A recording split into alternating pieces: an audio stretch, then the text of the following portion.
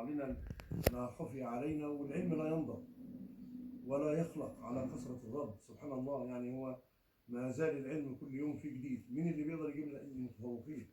ولذلك هم أدرى الناس وأوعاهم، يعني هم أوعى الناس وأدراهم. اللي بيأكد لنا ده قول الحق سبحانه وتعالى: بسم الله الرحمن الرحيم، إنما يخشى الله من عباده العلماء.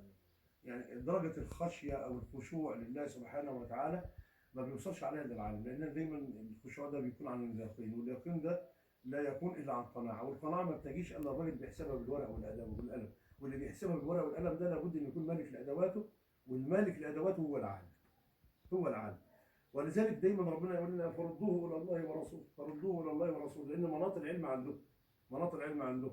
خلي بالك. والذين يعرفونه منهم، اللي هم مين؟ اللي هم بقى العلماء، اللي بيبداوا ياخدوا كلام المولى سبحانه وتعالى وكلام النبي عليه الصلاه والسلام، وبعد كده بيقدروا يترجموا لنا احنا، لان احنا افهمنا مش زي افهامهم، هم فهموا واستوعبوا اللي احنا ما احناش فاهمينه واستوعبناه، فهم بالتالي بيبداوا يترجموا لنا على قد فهمنا وبساطتنا. ولذلك يعني احنا يعني لابد ان يحظى العلم والعلماء عموما على وجه العموم وحفظ كتاب الله سبحانه وتعالى على وجه الخصوص بتقدير من المجتمع، بتقدير من المجتمع. ودور كل انسان هنا ان هو يعني حتى يجعل القدوه دايما ليه او لابنائه او امنيته في الحياه ان ربنا يوفق حاله واولاده ان هو يكون من زمره هؤلاء. نسال الله سبحانه وتعالى يعني ان يجعلنا جميعا يعني من زمرتهم، ان لم نكن فمن محبيهم، ان لم نكن. هؤلاء اناس لا يشقى جليسهم كما قال يعني الشاعر.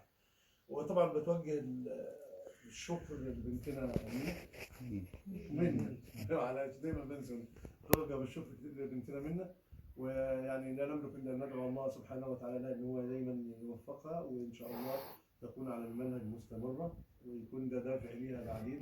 وده التكريم ده مش يعني بنقول عليها دايما دي رساله مش اكتر يعني. طبعا والله ولا كنوز الدنيا تقدر يعني تكرمك، لان كفايه تكريم المولى سبحانه وتعالى، لكن هي رساله مننا بنقول ان احنا بنحب العلماء.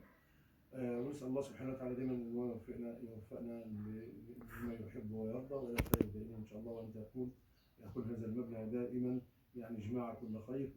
ونسال ربنا سبحانه وتعالى ان يكون كل يعني عمل خالصا لوجهه الكريم، انه ولي ذلك والقادر عليه. يعني وبشكر فضيلة الشيخ محمد ان هو يعني اعصبني بهذه الكلمه الطيبه، يعني وانا سعيد جدا ان انا بتكلم وسط اخواني وابائي وابنائي، وكل عام وانتم بخير. والسلام عليكم.